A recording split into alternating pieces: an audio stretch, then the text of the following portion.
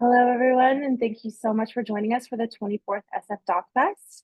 A huge welcome to our filmmakers from our Short Stories One program. The festival will be happening May 29th through June 8th in San Francisco at the historic Roxy Theater and the Vogue Theater. We're so excited to have our filmmakers join us and chat about their films. Welcome, everybody. I'm Sarah Marie Flores. I program the shorts for SF Doc Fest. And let's jump into it. I would love to start off by having our filmmakers tell us their name, the film that they're here with, what their role was, and how the film came to be. What was the genesis of the story? And I'm going to kick it off with Jim. Hi, Jim. Good morning. Thanks for inviting us to be part of this and to the Doc Fest for including the film and having it be its premiere. My name is Jim McSilver. I am the producer, director, and editor for Oakland Originals Ryan Nicole. And that is one film in a infrequent series on artists, thinkers, and doers in Oakland, California. And I guess the question was, how did I get involved? Started this series in 2010, and we released the first round of films in 2014. And we're working on the second round now, and this is one of the three from that round. So, And what made you want to tell this story? thank you. So as part of the series, we researched people and solicited suggestions of people in Oakland who were maybe a little under the radar, sort of on a national scene, but were well-known local for doing things that were outside of the box, that were, really, they were grounded in Oakland, but either mixing up different influences or, speaking with a clear voice on local issues and incorporating art or culture into their work. And Ryan Nicole really spoke to us as someone who was, grew up in Oakland, was deeply influenced by Oakland, but now, came back from college and traveling the world a bit to use her voice to both publicize, to raise up everything that is interesting and great about Oakland through her art and activism. And as you saw in the film, and we can go into this more later, but things don't exactly go how she expected once she starts using her voice to speak about Oakland, but she continues on nonetheless. So just the way she used her voice in so many different capacities through her art was really compelling to us. That's beautiful. Thank you so much for being with us, Jim. I'm going to jump over to John. Hi, John. Welcome. Hey there. It's good to be here. I'm John Hershen, and my film is called Looking for Cover with Sam Green. And this came out also very similar to Jim's in some way. This is an ongoing series of films that are also tied to a publication called The Quarterly Report, where we talk to artists, writers, filmmakers, musicians, creative people, and find out what they do and think about when they don't think about their work. And so Sam Green is the third of the series, and he, as many of you already know, an amazing filmmaker, documentary filmmaker, experimental filmmaker. We've been friends for a while in the Bay Area, and he was telling me about his, I guess I would call it, I don't know if it's a passion, but whenever he goes to a new city anywhere in the world, he goes and walks around and looks at the manhole covers. And I thought that was extremely interesting. And when I was in New York for a shoot, I called him up and said, hey, do you have a couple of hours and we can walk around and look at manhole covers together? And he said, I've got a great plan. There's the oldest one in New York and I want to find it. So he had not gone to see it at that point when we turned the cameras on him, and we just kind of let things go verite style. And it also doesn't quite end the way we think it's going to end, which is really nice. Can you tell us a little bit more about what the series is in particular? Are you meeting with artists who are kind of uncovering passions or Yeah, hobbies or obsessions? Yeah, totally. This is just to quickly back step a little bit. There was a project we ran in the Bay Area called the Thing Quarterly, which was we published on objects and we did it for 10 years. And we did a series of lectures where we would invite artists to come in and talk about what they were thinking about outside of their work. And it was hugely popular with them, with the artists, because they don't ever get asked those questions. And we usually find that source material is it's something that informs the work they're doing in some way or another. And so when we ended the Thing Quarterly, I'm now down in Los Angeles, like you, and we decided we'd start a magazine that would explore this. The magazine actually gets smaller in size, and every issue has 7 contributors. And every now and then we come across, we have Eamon Origiron, who's a painter. He has a collection of Andean albums from the 60s, Bolivian albums mostly, that are 45s. And so we do a small piece with him. We follow Hilary Pesce, who's a artist in LA. She runs. So the idea is like just to like kind of free ourselves a little bit from the constraints of I wouldn't say a formal documentary. We're not trying to be experimental, but it's a little bit loose. And so the people I work with in my day-to-day job are all up for let's go do interesting things. Let's explore without a lot of constraints. So that's basically what the series is. We have 3 or 4 more, but that's it. And thank you so much for being here with us. Yeah. I'd love to jump over now to Kirti. Hi, welcome. Hi, it's such a blessing to be here with you all, and thank you for everyone who's come to the screening. So my name is Kirti, and I made a film called Paramita. And once I had the honor of being in a smaller audience with Tarana Burke, and I asked her a question, and she said to me, "If you're waiting for someone to give you the mic, you're going to be waiting forever. You take the mic and you tell the story that's going to be healing for you and your community." And it really vibrated and resonated with me. And I knew I wanted to tell a story that was going to be a mirror in medicine, and also not be afraid to have a specific community and know that it could be specific and then it can become universal. So I knew I wanted to tell a story about a South Asian woman with a Buddhist practice, because I feel there's an erasure of South Asian and Asian American people in Westernized Buddhism. And then I thought, I wonder if I can find a queer woman. And my partner said, what about Proga? And we both knew Proga from the community, and she was actually my acupuncturist. And I actually had done meditation with her, and I knew she also had more progressive values in a way that I did. And so I approached her and I was just like, can I make a film about you? And at first she's hesitant, she's very private, but she also knew me from the community and the circles and our shared practice. And she's like, tell me more, show me your work. And it was funny because she's like, I don't like experimental films. And I wouldn't say my film is not very mainstream, but it is also very lyrical, and it's definitely taking our own voices. And so she said yes to having tea, and we would have our pre-interviews were tea and chat before she went to work, with the bird song outside our windows. And when she told me the story of her wedding, because I'm queer and I wasn't married yet, and I had heard that every single person went to her wedding, and I was like, how did that happen? And my jaw dropped. I was just like, I need to hear this story. And then she told me about her process, which is, we hear a lot of it in the film about being in process. And I was really struck by her practice. And I felt I'm not going to tell this story of, maybe how I feel Buddhism's been co-opted. Instead, I'm going to fill the screen with this woman's practice who has a South Asian origin, and we could just feel the practice, but this is a story of healing. So I feel that was the kernel. And then as the director, producer, editor, like many of you, my job was just to steward the story, to listen, and to see what wanted to show up, and to be in deep collaboration with Proga. So that's a little of the origin. Thank you for asking. Thank you so much for joining. I'd love to now jump over to Maria. Hi, welcome. Hi, thank you so much for having me.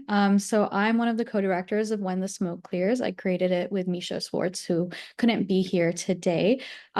This film was actually our graduate thesis project with UC Berkeley School of Journalism.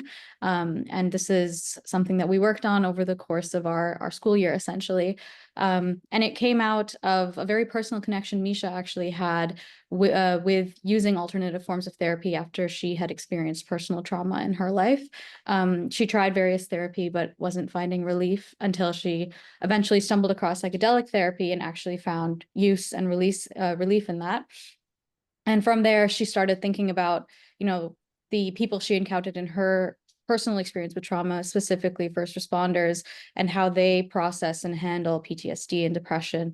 And that's kind of where this project developed. And when she approached me with the idea, because I had also done previous films with, people in the first responding industry, also with alternative therapies like art therapy and their healing possibilities. So, when we got together, we were like, we're ready to kind of explore this project deeper. And kind of through the research, we got to where we were, the film. Lovely. Thank you for joining us. Now over to Max. Hi, Max, welcome.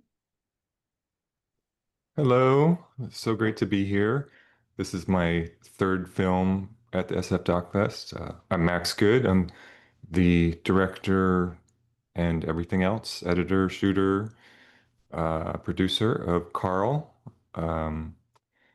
And the genesis of this project is I grew up in Berkeley and spent time hanging out in the 90s as a teenager.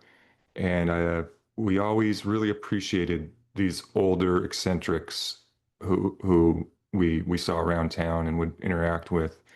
And I've always just had a huge fascination for these people, admiration, and they kind of represent the Bay Area that I knew, that I consider my Bay Area, which is sort of disappearing. So Carl, obviously, he's a musician. He's lived on and off in his car. And he's just a really unique character. He's got so many stories, such amazing insights. And I just wanted to share these characters who are disappearing. A lot of these people who have been around since the 60s and 70s are not going to be around much longer. So I wanted to share people like this with a wider audience. That's beautiful. Thank you so much, Max. Last, but certainly not least, Herod, we'd love to jump over to you. Please introduce yourself. Hello, I'm Harrod Blank. I'm the son of Les Blank, the late documentary filmmaker. And before he died, we were in his back room in his office looking at film cans. And I was asking him, well, what's this and what's that? And he found this this can that said motorcycle on it. He said, oh, this is a film I wanted to make, but I never made it, on a motorcycle gang and road trip. And he said, maybe you could try to cut this to 13th floor elevators music. And I said, okay, well, we'll see. And it's pretty far down the list of his after death instructions. I had a list that's insane. But I finally got down to it, and I had the film transferred pretty much right after he died in New York. And then that was in 2013. And then it kind of just sat there. And then finally I found who had the rights to the 13th floor elevators, and we cut it together with Ben Abrams, and Jeremiah Moore did the mix, and it was, it's a 6-minute film, but it's a snapshot into what he was doing at that time in 1964.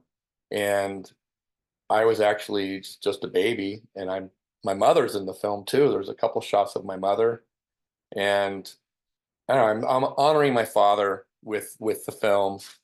And to me, that almost everything that Les shot or turned his attention to was worthy, was was highly regarded, and was kind of iconographic. Like everything he turned his camera on was iconographic. So it's just a little snapshot, and we basically called it Motorcycle Moment because he had done a film called Thailand Moment, which was just a little piece on Thailand, the water market. So we thought, well, this is similar to that. It's poetic, it's lyrical, and it's just a little time capsule of 1964 motorcycles. And there was a bigger story to this, but I couldn't figure out how to tell it. And that was that the lead of the film was one of his best friends from college when he went to Tulane University in New Orleans. His name was Captain Bill Robertson, and he's the bearded man in the movie. And this man, he claimed, started the Church of Scientology, and that ultimately Ron L. Hubbard sort of took it over. And there is rumors that this man was murdered later. So I tried to tell that in this. I couldn't figure out how to do it. You can find videos of this man, Captain Bill Robertson, on the internet talking. He is just out there. That would have been a great movie. I mean, that guy was just really bizarre. But Les told me that the two men during summer vacation would go live under a bridge in Key West, Florida, and they would just tell stories and talk about their dreams of what they wanted their lives to be like when they got older. And my father wasn't a filmmaker at that time, and he wanted to make movies. And the other guy, Captain Bill Robertson, wanted to start a religion, and that's what these two men ended up doing. So I don't know. It's just a little snapshot, but there is a bigger backstory, and there is, I guess you could say, there's a story of father-son passion relationship. You know, like I'm honoring his wishes, which, you know, the average person, I don't know if they do that or want to do that. And he did leave me quite a list, and I'm not done yet.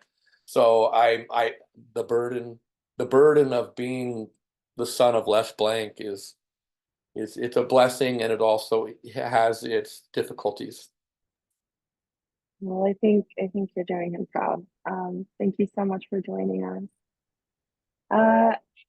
Great. Well, I would love to jump over to round two of my torture device, where I now ask you each questions about your films. Shocker to those at home, we're gonna keep doing it. I would love to come back to Jim and talk to you specifically about the Oakland Originals project in general. Like why are you telling these stories, and why is it important that they exist? And how did kind of Ryan Nicole's story feel like it was right for the program? Well, so originally when we started this project in 2010, Oakland, I think, was even more of an underdog than it is now, and definitely in the shadow of San Francisco, and you know, has been historically the root of so many interesting arts and cultural movements, you know, from writers and artists to, you know, the Black Panthers to many other, to you know, like there's a big core of Burning Man artists here, to, you know, a lot of other contemporary things. And a lot of these aspects hadn't gotten the press, or hadn't been acknowledged in a way that they would be in a, you know, a larger city like San Francisco or New York. So wanted to sort of bring those to the forefront, but also sort of the people who were behind those. And so that's kind of how the first couple films got started.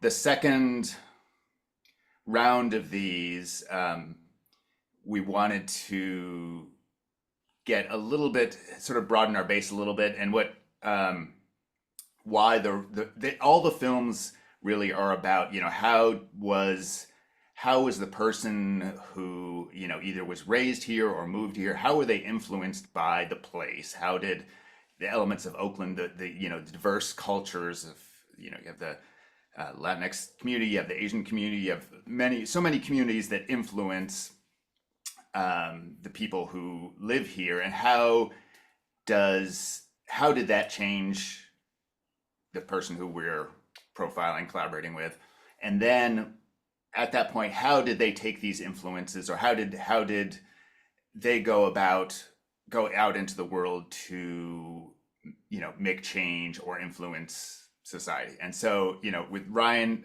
for me it was fairly clear. Hopefully it's clear in the film about she's really has sort of this underdog spirit in a way, but a arts focus that's grounded in speaking with a true voice, speaking loudly but proudly, but accepting a lot of other voices in with what she's saying, collaborating. I mean, she's on like every weekend she's on a different stage somewhere, either doing some kind of advocacy work or presenting or performing. And so it was a little bit hard to capture all of the different things that she was involved with, but the fact that she saw these changes within Oakland and was trying to keep it grounded in the way that she knew growing up in the 80s and 90s was really, I think, powerful and unique. And the fact that now she's taking, as you saw in the film, taking this voice onto hopefully the national stage with this play. She's doing Co-Founders, where she's been working with these other writers for several years, and you see a little bit of that in the film. And now that play is going on to the stage at ACT later this month, and will hopefully tell the story of not only Oakland but the Bay Area, and how tech and culture kind of collide and support each other, and particularly with underrepresented communities and those kinds of themes. So Awesome. yeah.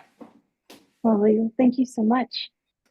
Now to jump over to John. John, can you, I'm sure within this series, each collaboration is unique. Each passion is unique. Each object that you're examining is unique. But can you talk about what it was like to work with Sam on this? Like, what was the process? Was it fun? Is he terrible? Is he a total diva? Tell us all the dirt. No, Sam is great, as you would expect.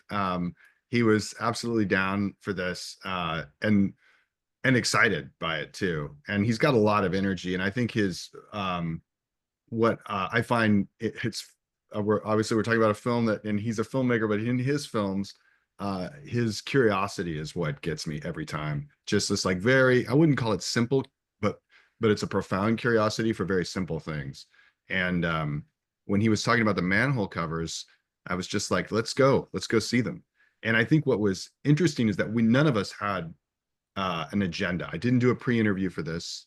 I just said, as I said earlier, let's just go and let's see what happens. And Adam Kolodny, who is the cinematographer on this, was fantastic and could just roll with it very well. And then Wenjing Zhang, who's the editor, was also like feeling kind of that same vibe. So when Sam starts talking about like this idea of manhole covers and what they say about civic pride, I think that for us was kind of a turning point.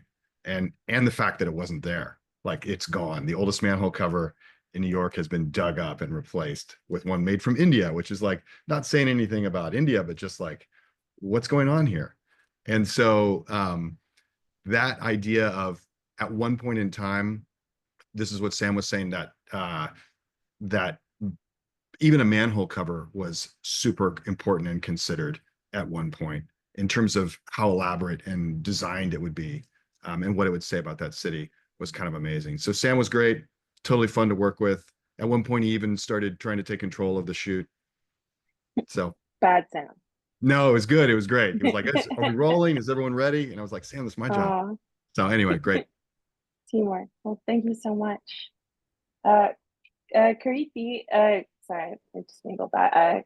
Kirti, can you please talk about how your approach to filmmaking was in terms of achieving your poetic lyricism in your project?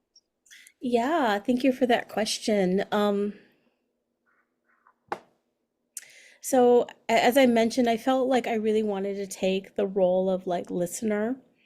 And I started the film in 2019, and then the pandemic happened, and then in Oakland the fires happened, the Day of Orange, all that stuff.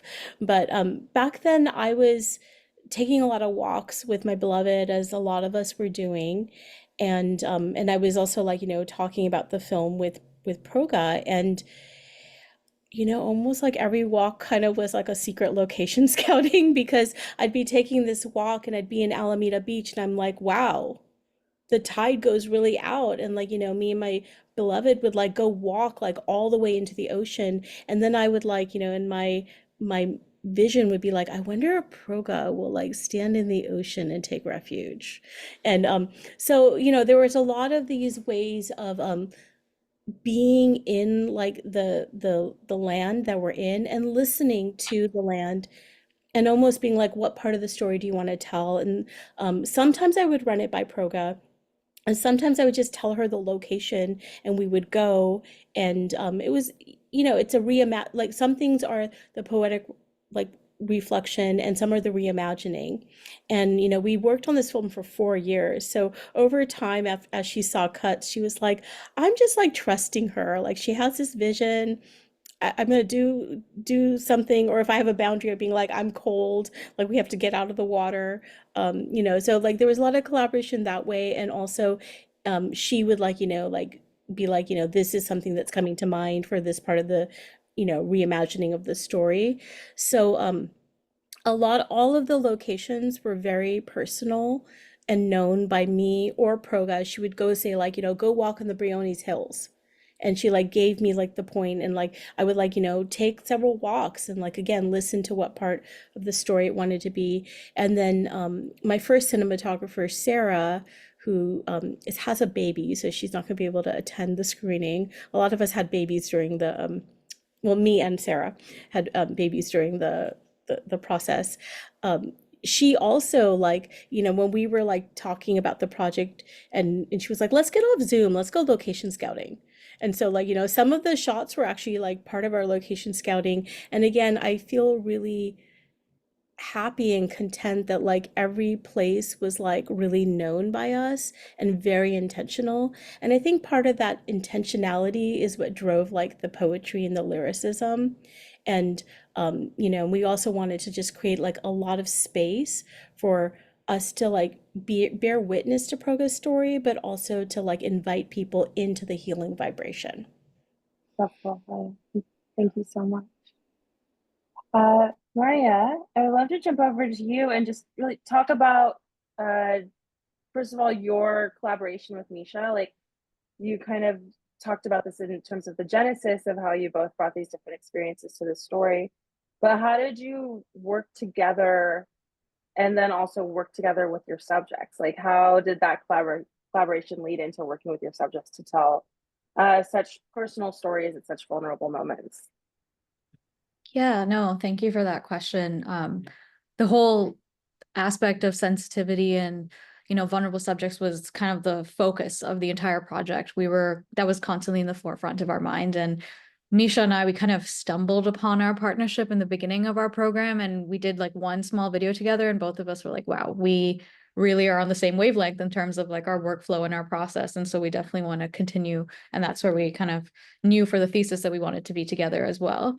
And it was just a matter of one, being open with each other and having a lot of open conversations about, any hesitations we have when we're approaching, a subject about, different like content matter, or just being very open about like, these are our boundaries. Where can we not step beyond? Like, how do we act if, something like pushes a line too far? So one is having these open conversations with each other. And then the next step is, once we found our subjects, sitting down and being really open with them as well. Like, we know we're about to capture something really sensitive. We want to make sure that you are okay with our presence. And it was a matter of constantly doing that. So every day when we were in Mexico while they were doing treatments, we would constantly reapproach. Even though we have consent, we've done media releases before, each day we're like, we know that this is a new medication you're trying. We know that this is something different. Are you okay with us being here? And so that was really vital because, we had a subject, for example, who, when we were on the ground in California, said, yes, good to go. When we arrived in Mexico, they were like, I'm withdrawing consent. So that was something we had to be okay with and open to, and being able to like move around it. Because honestly, our goal was to make sure people did not feel like we were intruding on an incredibly personal journey. So even how we, filmed the actual video itself was a matter of like withdrawing our equipment, making our presence really small as much as possible. So if that meant filming from further away with a really long lens, and kind of sacrificing some of our audio quality because we did not want a boom mic on top of people while they were, experiencing these psychedelic journeys. So there was just a lot of considerations and open conversations between each other and our subjects to make sure everyone was feeling comfortable and safe in that environment. Yeah, the respect really comes through in your film. Thank you for sharing that. Max, I would love to jump over to you and just like tell us how did Carl come into your life, and what was that relationship like with you working with him? Yeah, so I've known Carl for about 15 years.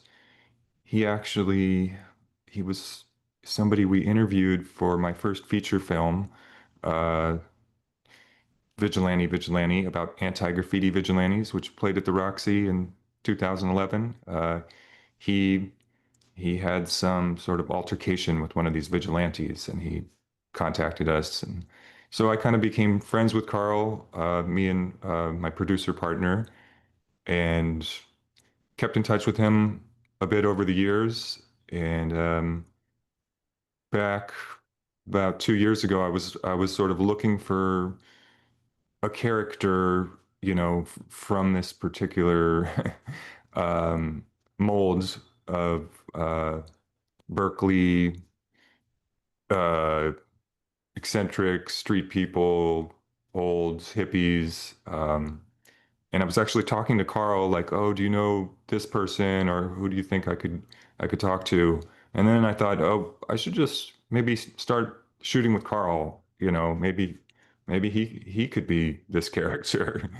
Um, and I hadn't seen him too much in a while, but it all happened organically. I didn't have a huge plan. I just started shooting with him.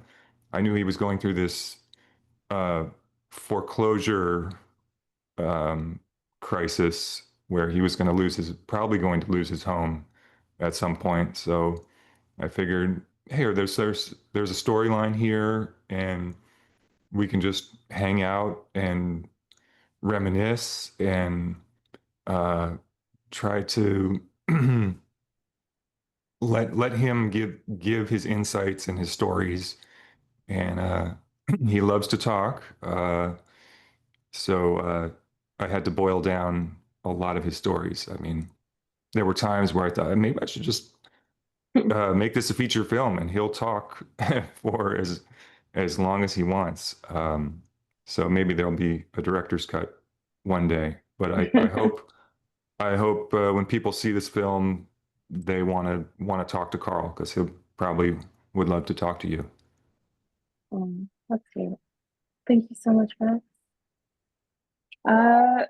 Herod, I would love to talk to you just for a moment about that there is this tension between the fact that you are like doing honor to your father's work, but you are also an artist in your own right. So like how does that operate for you when you're doing things like working with material that your father had shot? What was that process like for you? Are you just focused on obtaining his vision? Do you feel like you're bringing in your own personal touches? Well, growing up with him as a father, he sort of trained me really how to see. And so I can kind of, I feel like I can carry on what he was trying to do. And I don't try to put my own stamp on his works. So I try to just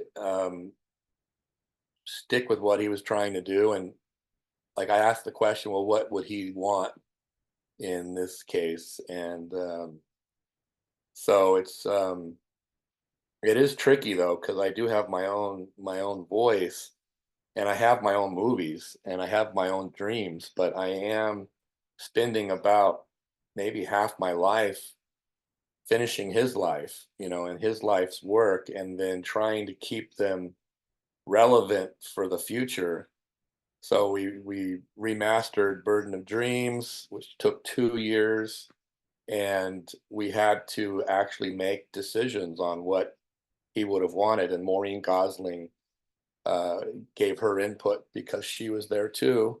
And it's an interesting thing to do. I mean, I'm honored to do it, but it is a good question. Like I have my own things to do too. So it's interesting. We're actually, right when I get off of this call, I'm going to work with Sjoerd Dyke, who's the editor of Les's last movie. It's about a folk artist in Alabama, Butch Anthony. And it's a feature. He started shooting in 1995. He died in 2013. I kept filming, still filming. It's 2025. It's a 30-year film. And in that case, I have a different way of interacting with the subject because I'm different than my father. So it'll be a mixture. But on the motorcycle film, I really just stuck with what he had done and what he wanted, and I think we did it. I think so too. Yeah, thank you. Beautiful. Well, friends, that's all the time we have today. A huge thank you to our filmmakers for joining us, and even huger thank you to our audience for tuning in. We cannot do this without your delicious money because capitalism, but also your eyeballs and your brains and thinking about this art. So thank you to everybody, and I hope you have a great rest of your day. Thank you all. Thanks.